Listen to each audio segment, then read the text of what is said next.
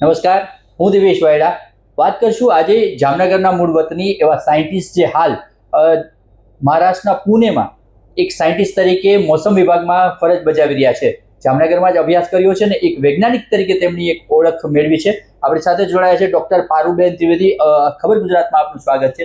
સૌપ્રથમ આપની પાસે જાણવા માંગશું આપના વૈજ્ઞાનિક બનવાનું જે સંઘર્ષ ગાથા છે, જામનગરથી આ શરૂ કરી હતી તમે કારકિર્દી અને હાલ જે ફરજ બજાવો છો તે તમારા વ્યવસાય વિશે જણાવશો. નમસ્તે. બચપનથી જ મને વિજ્ઞાનમાં અભિરુચિ હતી.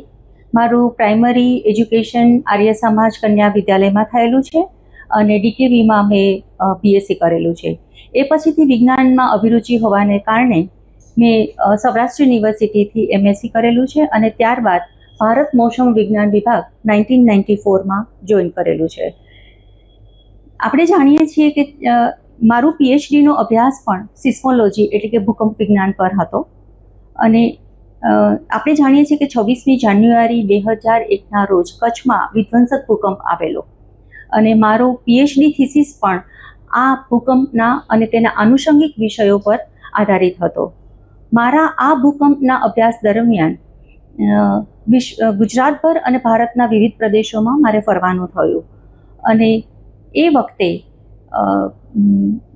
ભૂકંપ વિજ્ઞાન અને સિસ્મોલોજી વિશે બહુ જ ઓછી માહિતી હતી. ત્યાં આ વિષયની અંદર સંશોધન કરવું અને પીએચડી કરવું એ એક ચેલેન્જ સમાન હતા. આજે પણ છે, પરંતુ આજે આ ક્ષેત્રમાં આપણે ઘણી પ્રગતિ કરી છે. સો આ મારા અભ્યાસ દરમિયાન હું એમિરેટ સાયન્ટિસ્ટથી લઈને સામાન્ય જન એ વિવિધ જન સમુદાયના લોકોને મળવાનું થયું. એ વખતે લોકોના મનમાં ભૂકંપ અંગેની ગેરમાન્યતાઓ દૂર કરી ભૂકંપના ભય અને કુતૂહલ દૂર કરી ભૂકંપ અંગે વૈજ્ઞાનિક સમજ કેળવાય તથા લોકોમાં ભૂકંપ અંગે જાગૃતતા અને સજ્જતા કેળવાય તેવા પ્રયત્નો થવા ખૂબ જરૂરી લાગ્યા અને આ રીતે મેં સિસ્મોલોજીમાં મારું પીએચડી પૂરું કર્યા પછી ભૂકંપ પુસ્તક શ્રેણી લખવાની મને પ્રેરણા મળી.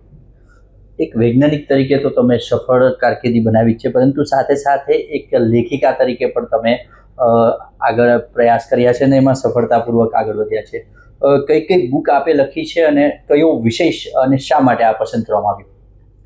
આ પુસ્તક શ્રેણી ભાગ 1, 2, 3માં પ્રકાશિત કરવામાં આવેલી છે, જેમાં ભાગ 1માં ધરતીકંપનું વિજ્ઞાન, સિસ્મોલોજી એક અદ્ભુત વિજ્ઞાન, જેમાં ભૂકંપ થવાના કારણો, ટેક્ટોનિક પ્લેટનો સિદ્ધાંત, ભૂકંપના માપન ઉપરાંત ફોલ્ટ લાઇન અને ભૂકંપના વિવિધ પેરામીટરો જેવા અનેક પરિબળોનો તલસ્પર્શી સરળ સમજૂતી આપવામાં આવેલી છે. જ્યારે ભાગ 2 વિશ્વ, ભારત અને ગુજરાતના વિધ્વંસક ભૂકંપોનું વૈજ્ઞાનિક વિશ્લેષણ, તેમાં વિશ્વના કુલ 35, ભારતના 22 અને ગુજરાતના 3 વિધ્વંસક ભૂકંપોનું વૈજ્ઞાનિક વિશ્લેષણ સામાન્ય માણસ પણ સમજી શકે એવા શબ્દોમાં રજૂ કર્યું છે. આ જે વૈજ્ઞાનિક વિશ્લેષણ છે તે જે તે પ્રદેશમાં થયેલા ભૂકંપોની લાક્ષણિકતા રજૂ કરે છે અને ભવિષ્યમાં આવનારા ભૂકંપો વિશેનું સામાન્ય અનુમાન કરવા માટે પણ ખૂબ ઉપયોગી સાબિત થાય છે. જ્યારે ભાગ 3માં કચ્છના વિકાસની સફળ યાત્રાનું વર્ણન કરવામાં આવ્યું છે. કેમ કે આપણે જાણીએ છીએ કે 25 વર્ષ પહેલાં જ્યારે ભૂકંપ થયો એ વખતે કચ્છમાં બહેનોએ પીવાના પાણી માટે પણ પગપાળા ખૂબ સંઘર્ષ કરવો પડતો હતો. તેની જગ્યાએ આજે ઘર આંગણે નર્મદાના નીર પહોંચ્યા છે. એટલું જ નહીં, બંદરો અને ઉદ્યોગોનો વિકાસ થતાં માત્ર 25 વર્ષના ટૂંકા સમયગાળામાં કચ્છે વિકાસની હરણફાળ ભળી છે, જે સમગ્ર વિશ્વ માટે ખૂબ જ ઉત્તમ ઉદાહરણ પૂરું પાડી રહ્યું છે વિકાસની. એટલે આ રીતે આ સમગ્ર ધરતીકંપ પુસ્તક શ્રેણી એ વિજ્ઞાન, વિશ્લેષણ અને વિજ્ઞાનની ગાથા છે એવું કહી શકાય. આ પુસ્તકનું વિવેચન કાર્ય શ્રી હિરેનભાઈ ભટ્ટ, કે જેઓ વિખ્યાત સ્પેસ સાયન્ટિસ્ટ છે અને તેઓ ઇસરોના નિવૃત્ત સિનિયર વૈજ્ઞાનિક છે, તેમણે કરેલું છે તથા આ પુસ્તક શ્રેણી BA શાહ પ્રકાશન અમદાવાદ દ્વારા પ્રકાશિત કરવામાં આવેલ છે. ખાસ વાત કરવામાં આવે અત્યારના AI અને ટેકનોલોજી ઇન્ટરનેટના યુગમાં પુસ્તકોનું વાંચન બહુ ઓછું થઈ રહ્યું છે, ત્યારે આવા સમયમાં આ સબ્જેક્ટ સાથે એક પુસ્તક એક બાદ એક 3 પુસ્તકો જે છે કેટલું રુચિ પડશે લોકોને, અને શા માટે આ પુસ્તક વાંચવું જોઈએ? પહેલાં તો હું એવું કહેવા ઈચ્છીશ કે આપણે ત્યાં ભૂકંપ અંગે અને વિજ્ઞાનના ઘણા વિષયો ઉપર ઘણું બધું સાહિત્ય છે, પ્રિન્ટ મીડિયામાં પણ અને ઇલેક્ટ્રોનિક મીડિયામાં પણ, પરંતુ મોટાભાગનું સાહિત્ય અંગ્રેજી ભાષામાં છે અને વર્નાક્યુલર એટલે કે લોકલ લેંગ્વેજમાં આપણે જોઈએ તો એ એટલું સાહિત્ય ઉપલબ્ધ નથી. સામાન્ય માણસ જ્યારે ભૂકંપ જેવા વિજ્ઞાનના જટિલ પ્રશ્નોને સમજવાની કોશિશ કરે છે તો એ પોતાની ભાષામાં વધારે સારી રીતે સમજી શકે. અને આપણે જોઈએ કે આ જે 3 પુસ્તક સિરીઝ છે એ ત્રણેયનું વિષય વસ્તુ તદ્દન અલગ છે. ભાગ 1ની અંદર જે વિજ્ઞાનનું વર્ણન કર્યું છે એ એટલી સરળ ભાષામાં છે કે એ વિદ્યાર્થી હોય, રિસર્ચર હોય, વિજ્ઞાન જિજ્ઞાસુ હોય કે સામાન્ય માણસ હોય, એ દરેકને એક સરખું રસપ્રદ અને માહિતીપ્રદ લાગે છે. જ્યારે ભાગ 2માં છેલ્લા 500 વર્ષની અંદર જે વિશ્વમાં ભૂકંપો આવેલા વિવિધ પ્રકારની ટેક્ટોનિક પ્લેટ્સ પર, અને એ દરેકની લાક્ષણિકતા છે એ અલગ અલગ હોય છે, કેમ કે ક્યારેય કોઈ 2 ભૂકંપ એક સરખી લાક્ષણિકતા ધરાવતા નથી હોતા. એટલે એ રીતે જોવા જઈએ તો દરેક ભૂકંપ એ એક રિસર્ચર માટે જીવંત પ્રયોગશાળા છે એમ આપણે કહી શકીએ. ભાગ 2ની અંદર આ બધા જ વિશ્વના વિધ્વંસક ભૂકંપોનું વૈજ્ઞાનિક વિશ્લેષણ આપવામાં આવ્યું છે, તો એ સામાન્ય માણસ પણ સમજી શકે એવી ભાષામાં હોવાથી એ પુસ્તક પણ આકૃતિઓ વડે ખૂબ જ એને રોચક બનાવવાની કોશિશ કરી છે. જ્યારે ભાગ 3 જે પુસ્તક શ્રેણી છે એ કચ્છના વિજ્ઞાનની વિસ્તરની ક્ષિતિજો 2001થી 2025 એવું ટાઇટલ ધરાવે છે, અને તેમાં 25 વર્ષના સમયગાળામાં કચ્છમાં, જેમ મેં હમણાં આપને કહ્યું કે પીવાના પાણી માટે પણ સંઘર્ષ થતો હતો 25 વર્ષ પહેલાં, જ્યારે આજે લોકો માટે નહીં પરંતુ પાલતુ પ્રાણીઓ માટે પણ પીવાના પાણીની અદ્યતન સગવડો છે. સાથે સાથે આપણે ત્યાં જ્યાં 5 કે 7 પ્રકારના નાના ઉદ્યોગો હતા, ત્યાં લગભગ 18 થી 20 પ્રકારના મોટા અને વિશાળ ઉદ્યોગોથી કચ્છની જે ધરતી છે એ આજે ધમધમી રહી છે. એટલું જ નહીં, ત્યાં આગળ કેસર કેરી, ખારેક, અન્ય ફળફળાદી તથા ધાન્ય પાકોનું પણ અનેક ગણું ઉત્પાદન વધ્યું છે, જે મેં આ પુસ્તકમાં આંકડાઓ અને ચિત્રો દ્વારા, વાસ્તવિક ચિત્રો દ્વારા રજૂ કરેલું છે. આ ઉપરાંત કચ્છના હસ્તકળા, ખાસ કરીને બહેનોનું જે યોગદાન છે તેણે સમગ્ર વિશ્વમાં એક આગવી ઓળખ ઊભી કરી છે.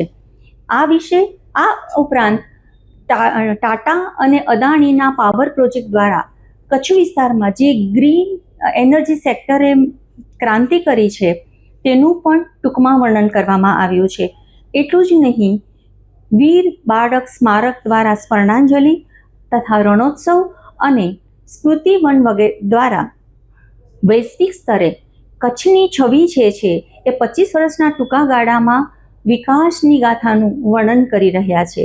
એટલે એમ કહી શકાય કે આ બધી જ વિકાસના કાર્યોનું આ પુસ્તક 3ની અંદર સંક્ષિપ્તમાં વર્ણન કરવામાં આવ્યું છે. એટલે એમ આપણે કહી શકીએ કે વિશ્વમાં ભૂકંપ તો ઘણા આવે છે, જે પૈકીના કેટલાક ઘણા મોટા અને વિધ્વંસક પણ હોય છે, પરંતુ 25 વર્ષના સમયગાળામાં કચ્છમાં જે વિકાસ થયો છે તે વિશ્વના કોઈ પણ પ્રદેશમાં આટલા ટૂંકા સમયગાળામાં આટલો વિકાસ નથી થયો. જે માટે તત્કાલીન મુખ્યમંત્રી અને વર્તમાન પ્રધાનમંત્રી શ્રી નરેન્દ્રભાઈ મોદીનું માત્ર દૂરંદેશીપણું જ નહીં પરંતુ કચ્છના વિકાસ માટેની તેમની પ્રબળ ઈચ્છાશક્તિ પાયારૂપે હતી, જેમાં વિવિધ સંસ્થાઓ અને કચ્છના અદના આદમીના સહકાર્યથી પ્રત્યક્ષ અથવા પરોક્ષ રીતે એ જ જોડાયા, એટલે આપણે આટલા જ ટૂંકા સમયગાળામાં આ પ્રગતિ કરી શક્યા છીએ. આ ગાથાનું વર્ણન છે એ પણ લોકોને જાણવું ખૂબ જ રુચિપ્રેરક અને ઇન્ટરેસ્ટિંગ લાગશે એવો મેં પ્રયત્ન કરેલો છે. ખાસ કરીને ભૂકંપ જેવા વિષયમાં જે રસ ધરાવતા હોય, રુચિ ધરાવતા હોય, કે તેના સાયન્સ વિષય ભણવા માગતા હોય કે તેનામાં અભ્યાસ કરવા ઈચ્છતા હોય, એવા લોકો માટે આ પુસ્તક દ્વારા અને આપના દ્વારા શું સંદેશો દેવા માંગવા? એક લેખક તરીકે મેં ભૂકંપ જેવા જટિલ વિષયોને અત્યંત સરળ વૈજ્ઞાનિક સમજૂતી આપવાનો નમ્ર પ્રયાસ કર્યો છે.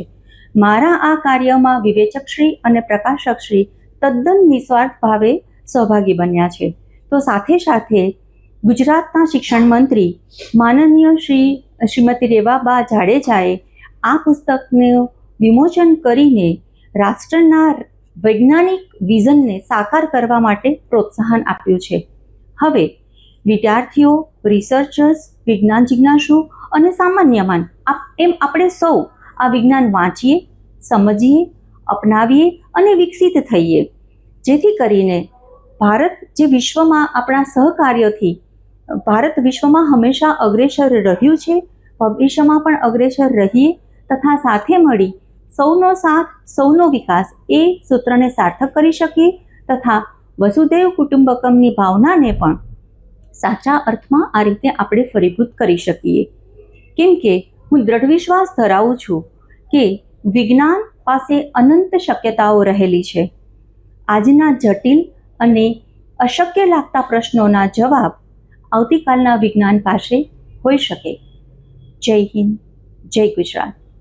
ખબર ગુજરાત સાથે જોડાવા બદલ ખૂબ ખૂબ આભાર. આ હતા મોસમ વિભાગ પુણેના ડૉક્ટર પારુલબેન ત્રિવેદી, જે ડૉક્ટરેટ કરીને એટલે કે પીએચડીનો અભ્યાસ કર્યો છે અને ખાસ કરીને અત્યારે મોસમ વિભાગમાં પોતે સાયન્ટિસ્ટ, વૈજ્ઞાનિક તરીકે તો પોતાની જે ભૂમિકા ભજવી રહ્યા છે, સાથે સાથે એક લેખિકા તરીકે પણ તેમણે એક પોતાનું કારકિર્દી શરૂઆત કરી છે અને 3 જેટલી પુસ્તકો એક બાદ એક ભૂકંપના સબ્જેક્ટને કેન્દ્રબિંદુમાં રાખીને તૈયાર કરવામાં આવી છે. ભૂકંપ વિશે ગુજરાતી માહિતી સરળ ભાષામાં મળી શકે તેવો એક પ્રયાસ છે અને 2001નો ભૂકંપ અને ખાસ કરીને કચ્છમાં તેની સ્થિતિ આ કોઈ આપણે સૌ કોઈ જાણીએ છીએ ને કોઈ ભૂલી ન શકે. તેના ભૂતકાળની વાત, તેના વર્તમાનની વાત અને સાથે સાથે વિજ્ઞાનની વાત, આ ત્રણેય સબ્જેક્ટોને સમન્વય કરીને જે એક બુકમાં ચિતાર આપવાનો પ્રયાસ કર્યો છે, જે વાચકો માટે ખૂબ જ પ્રેરણાદાયક બની રહેશે.